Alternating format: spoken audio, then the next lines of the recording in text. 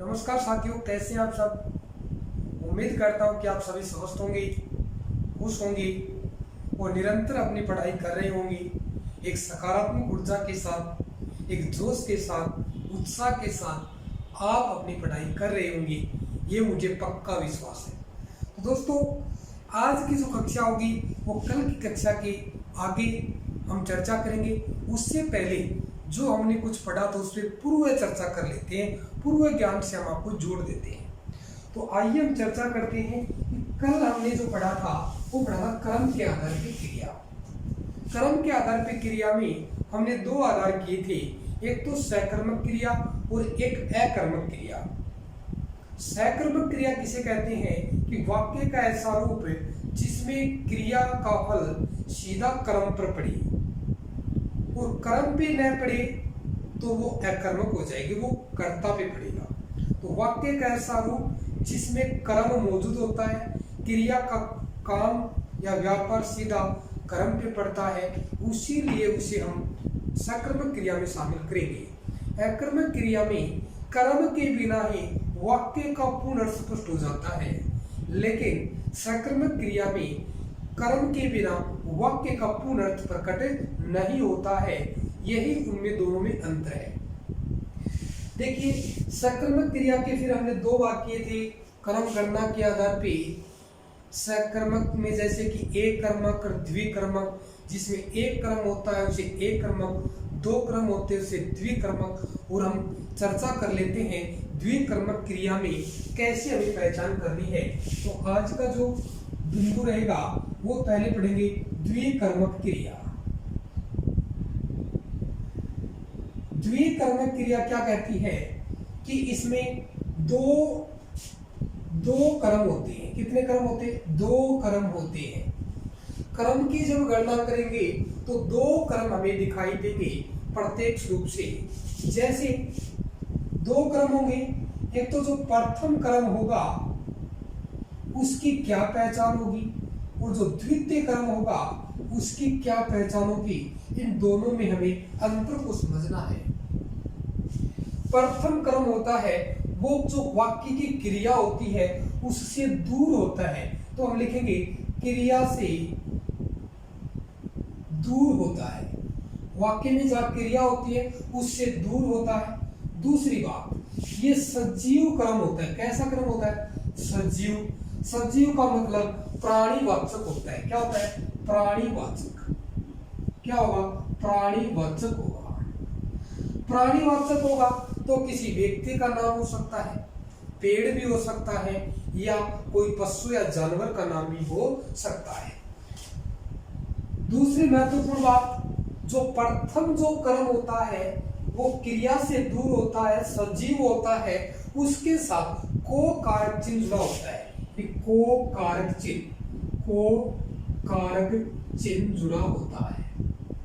ये बात आपको ध्यान में रखनी है। इसी के साथ साथ ये गौण कर्म कहलाता है। क्या कहलाता है? गौण कर्म। गौण का मतलब होता है अप्रधान कर्म। क्या होता है? अप्रधान कर्म। ठीक है, ये बात आपको प्रथम कर्म के बारे में याद रखना है। अगर ये नियम लागू है तो वहां द्विकर्मक क्रिया होगी। जो द्वितीय क्रम होता है ये क्रिया से दूर होगा, सजीव तो, लेकिन ये क्या होगा? नजदीक होगा। तो द्वितीय क्रम क्या होगा? क्रिया के निकट होता है। दूसरी बात, ये निर्जीव कर्म होता है। निर्जीव होगा तो अप्राणीवाचक।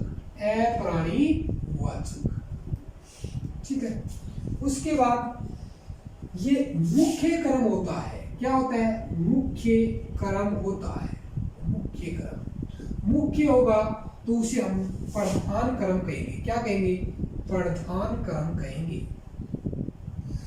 कर्ता सर्वाधिक इसी कर्म को चाहता है। कौन से कर्म को? द्वितीय कर्म को चाहता है।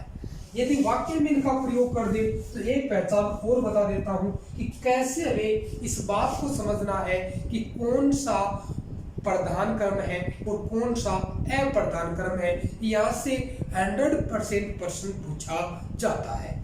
यानी कि कर्म तो दो सभी पता कर लेंगे, लेकिन ये बात अलग करना मुश्किल हो जाती है कि कौन सा मुख्य है और कौन सा अमुख्य है, गौण है। ऐसी बात हमें पढ़ना है। जैसे उदाहरण की सहायता से इस बात को समझेंगे। जैसे राधा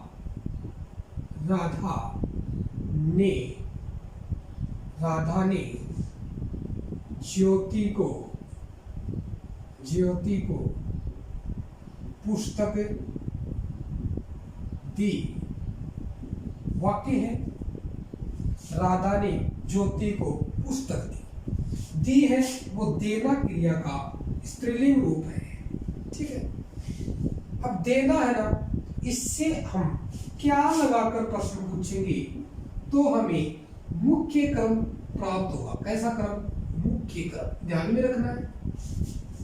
ठीक है, क्या लगाकर प्रश्न पूछने पर जो उत्तर मिलेगा, क्रिया के साथ क्या लगाकर प्रश्न करेंगे तो जो हमें उत्तर मिलेगा तो वो मुख्य क्रम होगा, तो वो प्रधान क्रम होगा और वो निर्जीव क्रम होगा और अप्राणीवाचक होगा। ये ध्यान में रखना है। ठीक है, अगर हम इसके साथ क्रिया के साथ किसको लगाकर प्रश्न पूछते हैं, किसको लगाकर, क्रिया के साथ किसको लगाकर प्रश्न पूछते हैं तो हमें गौण क्रम की प्राप्ति होती है। गौण क्रम होता है वो सजीव होता है, वो कारक से जुड़ा होता है। जैसे दी क्रिया के साथ क्या दी, उत्तर आया पुस्तक। तो पुस्तक है वो क्रिया के नजदीक है, निकट है, तो ये कैसा क्रम होगा? ये क्रम होगा मुख्य क्रम। ध्यान में रखना, मुख्य क्रम।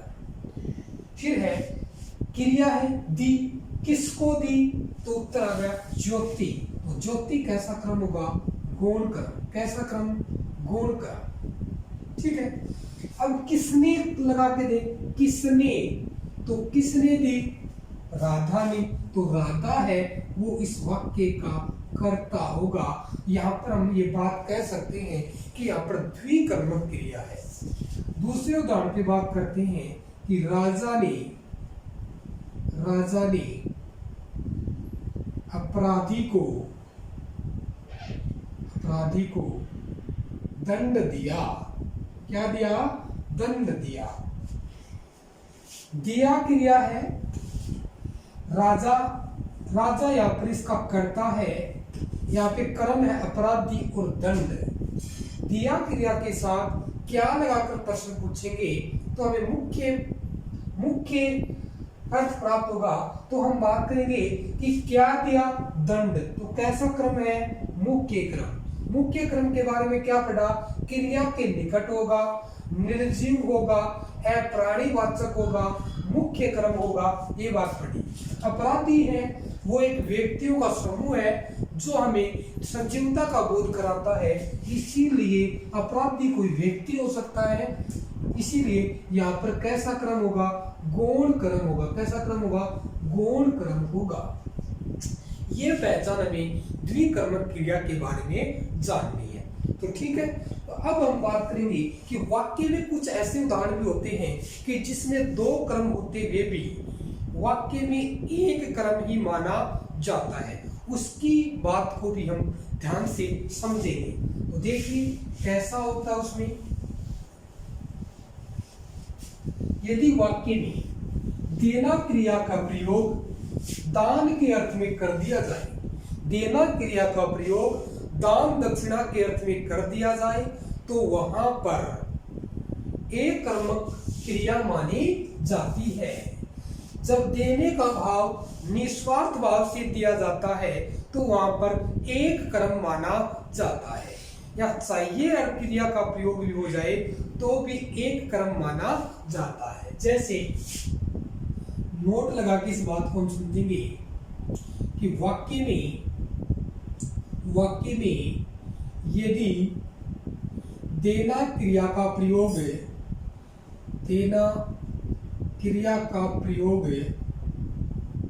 यदि वाक्य में देना क्रिया का प्रयोग दान दक्षिणा या निस्वार्थ भाव से, निस्वार्थ भाव से किया जाता है, किया जाता है, तो वहां द्विकर्मक न होकर एक कर्मक क्रिया होगी, एक कर्मक क्रिया होगी। दूसरी बात, अगर सह्य क्रिया का प्रयोग भी हो जाए, सह्य, तो भी क्या होगी, एक कर्मक होगी। जैसे उदाहरण की चर्चा करते हैं, मैं एक लिखता हूं, दो उदाहरण लिखूंगा, दोनों से समझेगी। पहला उदाहरण लिखता हूं कि राजा ने ब्राह्मण को गाय दी, राजा ने ब्राह्मण को गाय दी। दूसरा वाक्य लिखता हूं, माताजी ने सोहन को पुस्तक दी। ठीक है, यहाँ पे दो वाक्य हैं। देखिए, राजा ने ब्राह्मण को गाय दी। राजा यहाँ पे क्या है, क्रिया का कर्ता है। दी यहाँ पे क्रिया है, लेकिन ब्राह्मण और गाय यहाँ पे दो क्रम है। पहली बात तो यहाँ देना क्रिया से ठीक पहले जो क्रम होता है वो निर्जीव होना चाहिए, लेकिन गाय क्या है, सजीव है। लेकिन राजा ने ब्राह्मण को गाय दी है, राजा जो दान करता ब्राह्मण को, तो वो दान के लिए रहता है, उसमें उसका कोई स्वार्थ नहीं होता है, निस्वार्थ भाव से उसको दान देता है। इसीलिए यहाँ पे दो कर्म तो है, ब्राह्मण और गाय। ब्राह्मण है वो कर्म है कौन सा, पहला कर्म है, लेकिन ये द्वितीय कर्म है। लेकिन यहाँ पर भाव किसका है, दान का जहां पर भी भाव होगा वहां दो कर्म होते हुए भी एक कर्मक क्रिया मानी जाएगी। ठीक है, जैसे दूसरा उदाहरण करें कि पिता ने पुत्री को धन दिया। पिता ने पुत्री को धन दिया, पिता पुत्री को दान में धन देता है। यहाँ पे भी कैसी क्रिया होगी, यहाँ पे भी दो क्रम होते हुए एक कर्मक क्रिया होगी। दूसरा वाक्य लिखता हूं कि माताजी ने भिखारी को कंबल दी, यानी माताजी ने भिखारी को कंबल दी। भिखारी के पास से कंबल हम वापस नहीं लेंगे, क्योंकि वहां पर हमने दान किया है, दान का भाव है, तो वहां पर एक कर्मक क्रिया होगी।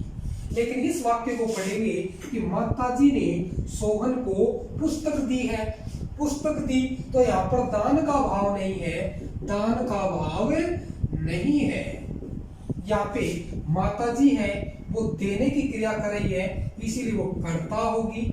सोहन है वो सजीव कर्म है, वो कारक से जुड़ा हुआ है। पुस्तक है वो निर्जीव कर्म है, दान का भाव नहीं है, इसीलिए यहाँ पर द्विकर्मक क्रिया होगी। ये बात आपको समझ में आ गई होगी। ठीक है, अब हम चर्चा करेंगे अगर ऐसे जो प्रश्न पूछे जाएंगे तो उनमें हमें ऐसे इनको करना है। जैसे एक और समझेंगे, सही का अर्थ हो जाए।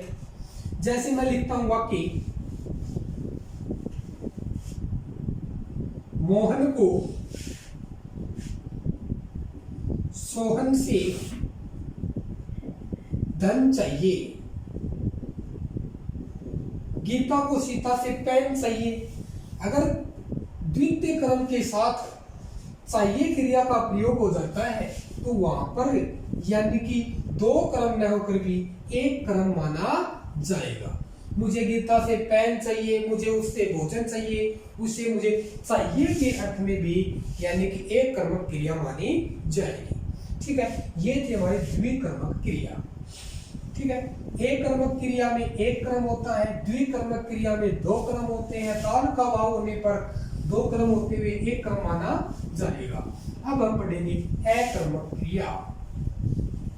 अकर्मक क्रिया, कर्म के आधार पे दूसरा वर्गीकरण। और उसमें हम चर्चा करेंगे अकर्मक क्रिया। कल इसकी परिभाषा हमने पढ़ी थी कि वाक्य का ऐसा रूप जिसमें क्रिया का फल या व्यापार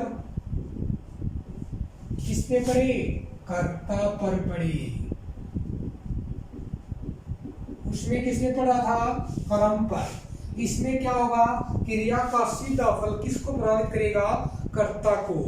जैसे दूसरी बात और समझना है, इसमें बिना कर्म के अर्थ की स्पष्टता हो जाती है, यानी कर्म के बिना ही वाक्य का पूर्ण अर्थ समझ में आ जाता है। जैसे बालक सो रहा है, हमने कहा था कि कर्म और अकर्मक क्रिया का पहचान करने के लिए वाक्य की क्रिया के साथ क्या लगाकर प्रश्न पूछने पर यदि उत्तर मिल जाता है तो वो क्या है, सकर्मक है। उत्तर नहीं मिलता है तो वो क्या हो जाएगी, अकर्मक। जैसे रहा है, सो रहा है क्रिया है, क्या सो रहा है, उत्तर मिला बालक। बालक क्या है, कर्ता, इसीलिए क्या है, अकर्मक क्रिया। और इस बिना कर्म के, यानी हमें पता कि बालक सो रहा है, सीधा समझ रहा, आगे हमें हमारी जिज्ञासा शांत होगी।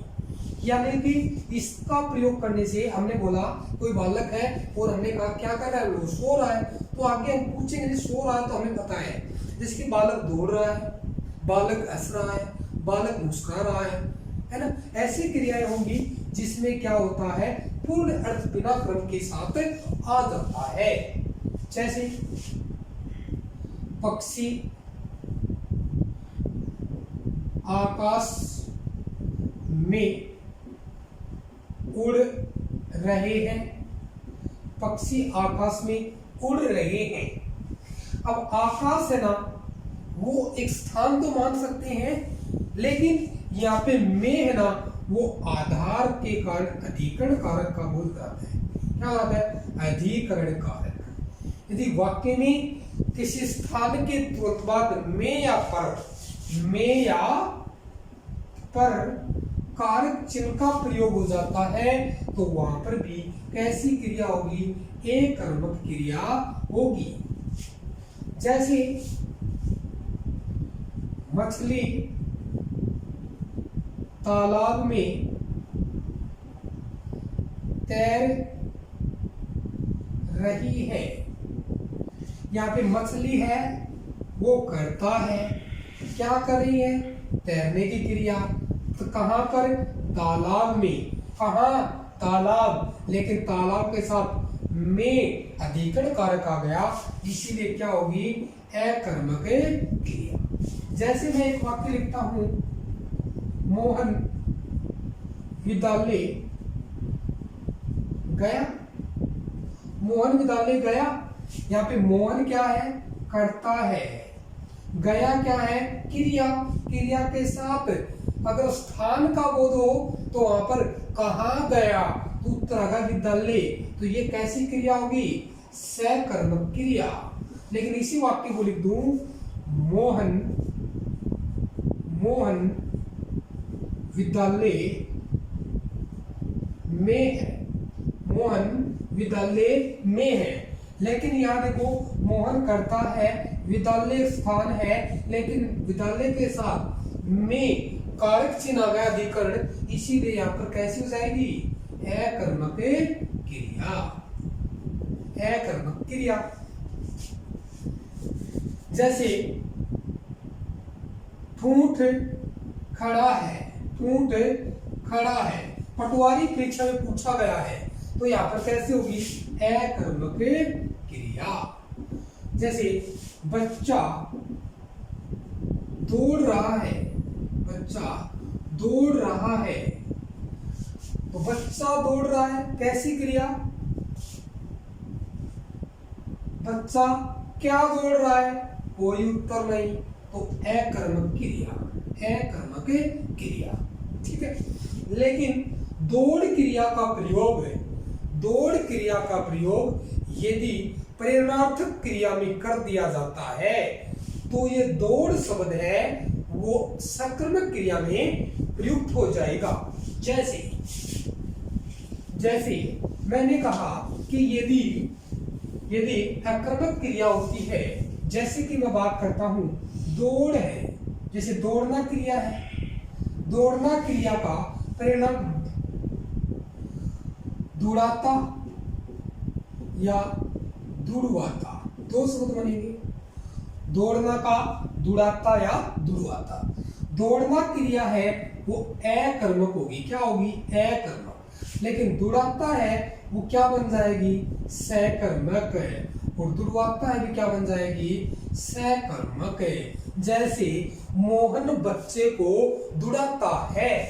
एक वाक्य लिखता हूं मैं, मोहन दौड़ता है, तो क्रिया क्या होगी, अकर्मक। ध्यान से समझना है। अगर मैं लिख देता हूं कि मोहन बच्चे को दुड़ाता है, बच्चे को दुड़ाता है, यहाँ पे कौन सी क्रिया हुई है, ये होगी प्रेरणार्थक क्रिया। कैसी क्रिया है, व्युत्पत्ति का प्रेरणार्थक क्रिया। क्योंकि बच्चा जो क्रिया कर रहा दौड़ने की वो अपनी इच्छा से नहीं कर रहा, वो किसकी इच्छा से कर रहा है, मोहन की इच्छा से। मोहन से प्रेरित हुआ तभी बच्चा दौड़ा, इसीलिए यहाँ पर कैसी क्रिया हो जाएगी, सकर्मक क्रिया। कैसी क्रिया हुई है, सकर्मक क्रिया। यदि अकर्मक क्रिया का प्रयोग प्रेरणा के अर्थ में कर दिया जाता है तो वह अकर्मक क्रिया सकर्मक में बदल जाती है। जैसे दूसरा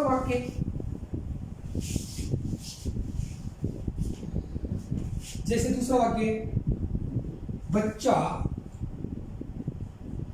सो रहा है या बच्चा सोता है, ठीक है।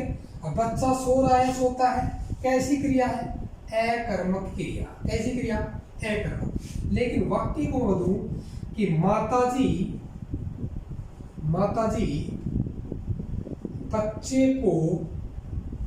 बच्चे को सुलाती है। माताजी बच्चे को सुलाती है, माताजी करता है, बच्चा है वो अपने आप नहीं सो रहा, कौन सुला रही है, माताजी। सुलवाती है तो भी प्रेरणार्थक क्रिया हो जाएगी। तो इसीलिए प्रेरणार्थक क्रिया का कोई भी उदाहरण होगा वो हमेशा किस में आएगा, सकर्मक क्रिया में आएगा। ये बात नोट लगा के लिखो कि प्रेरणार्थक क्रिया हमेशा सकर्मक क्रिया होती है, सकर्मक क्रिया होती है, ठीक है। ये प्रेरणार्थक क्रियाएं होती है वो हमेशा क्या होती है, सकर्मक होती है। प्रेरणार्थक क्रिया में वाक्य में कर्ता स्वयं कार्य न करके किसी दूसरे व्यक्ति से काम करवाता है या कोई दूसरा व्यक्ति प्रेरित होता है। अब देखते हैं, जैसे भागना क्रिया है, भागना, दौड़ना, चलना, सोना, रोना, ठीक है, रगड़ना, भटकना, मुस्कुराना, ठीक है, चिल्लाना, टहलना। ये जो क्रियाएं मैंने लिखी हैं वो सभी क्रियाएं कैसी हैं, अकर्मक। क्या है, अकर्मक। लेकिन इनका प्रयोग प्रेरणा के अर्थ में कर दिया जाता है तो ये सभी किसका बोध कराएंगी, सकर्मक का बोध कराएंगी, ठीक है। जैसे पढ़ना क्रिया है, पढ़ना क्रिया है ना, ये सकर्मक होती है, क्या होती है, सकर्मक। जैसे मैं वाक्य लिखता हूं, बच्चा पढ़ता है। अब यहाँ पे ध्यान दो, बच्चा क्या है, पढ़ता है, पढ़ता क्या है, क्रिया है। आपको ये पता चल जाएगा। आप सोचोगे कि वाक्य में छोटा रूप होगा ना, वाक्य का छोटा रूप होगा, वो कर्म होगी नहीं। अब देखो बच्चा पढ़ता है, यहाँ पे कर्म नहीं दिखा आपको, लेकिन वास्तव में कर्म है कि पढ़ना क्रिया कब होगी, जब पढ़ने के लिए कोई पुस्तक होगी, कोई अखबार होगा, कोई कहानी होगी, तो यहाँ पे पूरक के रूप में हमारे पास क्या है, बच्चा पढ़ता है। क्या पढ़ता है? पुस्तक पढ़ता है, अखबार पढ़ता है, कहानी पढ़ता है, बाइबल पढ़ता है, रामायण पढ़ता है, महाभारत पढ़ता है। इसीलिए यहाँ पर क्या है, ये सकर्मक क्रिया होगी। कैसी होगी? जैसे पंखा चलता है, अकर्मक है, घोड़ा दौड़ता है, अकर्मक है, ठीक है। ऐसी जो सभी के है। अब दूसरी बात, जो अकर्मक क्रियाएं होती हैं वो 3 प्रकार की होती है। कितने प्रकार की होती है? 3 प्रकार की। यह आप समझेंगे एक उदाहरण से। तो प्रश्न पूछा गया है पटवार भर्ती में, पटवार भर्ती 2011 में यह प्रश्न पूछा गया था कि अकर्मक क्रिया के कितने भेद होते हैं। तो इसका आंसर होगा अकर्मक क्रिया के 3 भेद होते हैं। एक तो होती है गत्यार्थक अकर्मक क्रिया, दूसरी होती है स्थार्थक अकर्मक क्रिया, और तीसरी होती है अपूर्ण अकर्मक क्रिया। इंपॉर्टेंट है तीनों, गत्यार्थक अकर्मक क्रिया, स्थार्थक अकर्मक क्रिया, अपूर्ण अकर्मक क्रिया। ठीक है, तीनों की बात करेंगे। देखो गत्यार्थक शब्द है वो गति प्लस अर्थक से बना है, गति प्लस अर्थक। यहाँ पे यण संधि के कारण ऐसा हुआ, यण संधि। यहाँ पे कौन सी है? स्थिति। स्थिति मूल शब्द है और अर्थक स्थिति जोड़ अर्थक। यहाँ पे भी कैसी संधि है? यण संधि है। ठीक है, गत्यार्थक गति जोड़ अर्थक, वाक्य का ऐसा रूप जिसमें क्रिया का कर्ता गतिमान अवस्था में होता है। कैसी अवस्था में? वाक्य का कर्ता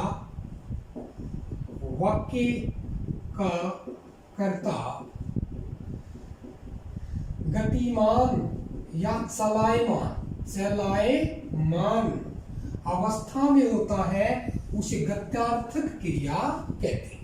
वाक्य का ऐसा रूप जिसमें वाक्य का कर्ता होता है वो गतिज अवस्था में होता है। कैसी अवस्था? गतिज, यानी कि एक स्थान से दूसरे स्थान पे जाने वाली क्रिया होती है, जिसमें स्थान बदलता है। जिसमें क्या होता है? स्थान बदलता है, उसे हम गत्यार्थक क्रिया कहते हैं। ठीक है, जैसे हम बात करें इसकी उदाहरणों की, गत्यार्थक की, जैसे घोड़ा चलता है, गाड़ी चल रही है, बालक दौड़ रहा है। ठीक है, घोड़ा चलता है, गाड़ी चल रही है, बालक दौड़ रहा है, टीवी चल रहा है। ये कैसी जगह, सॉरी ये नहीं आएगा इसमें, बालक दौड़ रहा है, जैसे ये सभी क्रिया इसमें आएंगी। यानी घोड़ा है वो चलेगा तो एक स्थान से दूसरे स्थान पे जाएगा, गतिज अवस्था है। गाड़ी है वो भी एक स्थान से दूसरे स्थान पे जाएगी। बालक दौड़ेगा, स्थान में अंतर आएगा, इसीलिए गत्यार्थक क्रिया होंगी। दूसरी बात करें स्थार्थक क्रिया की। ठीक है, स्थित्यार्थक क्रिया नंबर 2।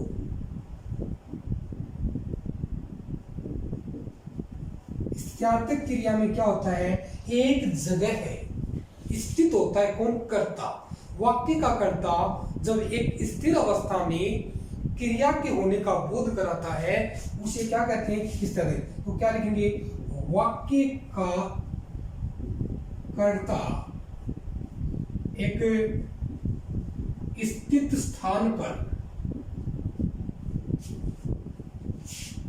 स्थित स्थान पर एक जगह है, रहने पर क्रिया के होने का बोध कराता है। जैसे पंखा चल रहा है, पंखा चल रहा है। बालक सो रहा है।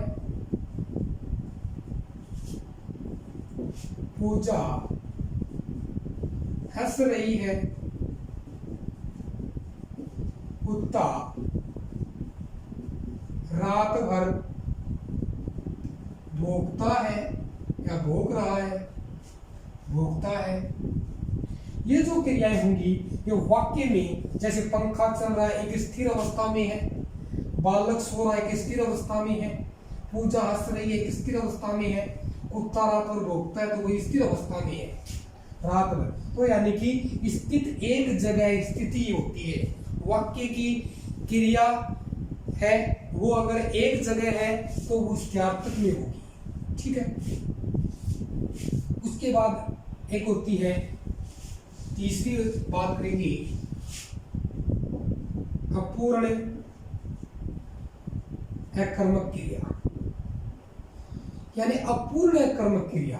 यानी यहाँ पर क्या होता है, कर्म तो होता ही नहीं, ये बात तो सही है कि अकर्मक क्रिया हो तो कर्म नहीं होगा, लेकिन यहाँ पर कर्म न होते हुए भी पूरक के रूप में कोई संज्ञा शब्द, कोई विशेषण शब्द आकर क्या करता है, उस क्रिया को, अर्थ को स्पष्ट करता है।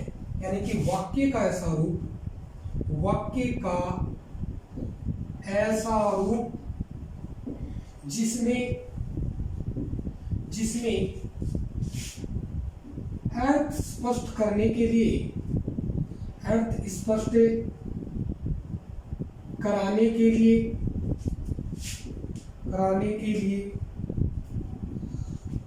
पूरक के रूप में संज्ञा, विशेषण शब्द आते हैं। ठीक है। जैसे मोहन ईमानदार है,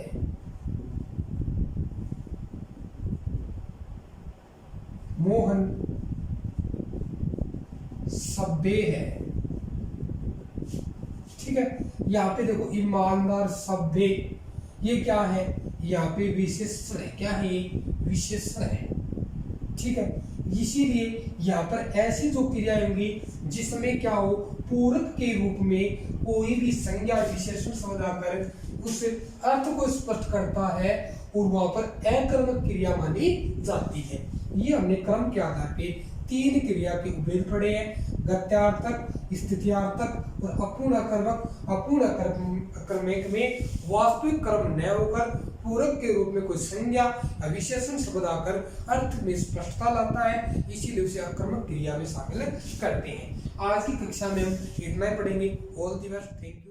Subscribe now and press the bell icon. Never miss an update.